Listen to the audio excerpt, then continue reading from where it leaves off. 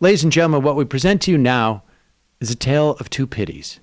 Both Republican stalwarts looking for support from various constituencies. Let's start with Mike Pence. He is at the Faith and Freedom Coalition. Is that what it is, meeting? What could be more Mike Pence-y than Faith and Freedom Coalition?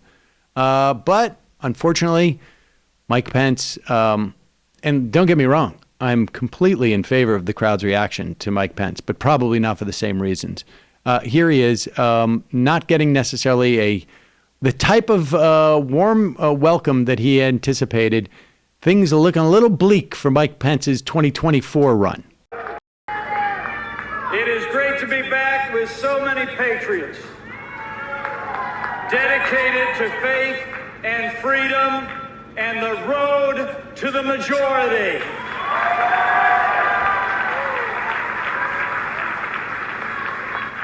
And I want to thank my friend Ralph Reed for those overly generous words.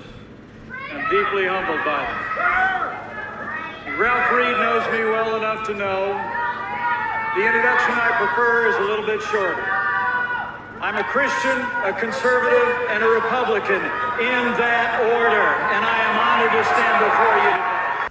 Wow, a lot of people yelling that he's a traitor. Well, yeah, I mean, he did not change the outcome of the election, so there you have it. Mike Pence is going to face a little bit of headwinds, it seems like, going forward, but very brave of him. The fever's going to break, I think. Yeah, the fever. I think it's just a matter of time. Meanwhile, Ron Johnson, and Johnson's up for re-election in 2024. We talked about the other day, 2022. We talked the other day that there may be some pickup opportunities for the Democrats in the Senate.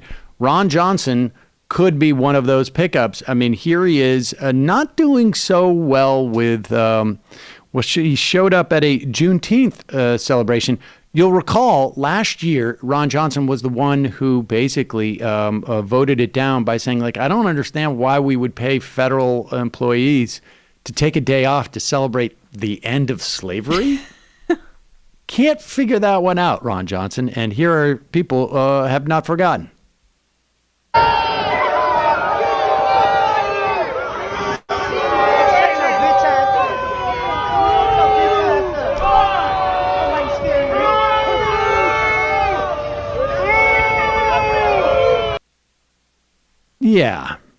Yeah, a little bit uncomfortable for Ron Johnson there, but hopefully he has even more problems going forward as he starts to get ready for his run for re-election in 2022. Yeah, the run for re-election that was supposed to not happen, is that accurate? Are you suggesting that one should be held to the promise of being term limiting himself? Well, I mean, since he ran on it, perhaps, but I mean, it's. I don't want to fall into the trap of using Republicans' words and purported truths against them because they lie with impunity, and it doesn't seem to have any consequences. To be fair, you can find new information once you become a senator. You might find that, like, oh, wait a second, it makes sense to me now that I should have two terms. Yeah, it impassions me to remain in office and continue to advocate for the fewest federal holidays possible because we've got to keep our workers in line.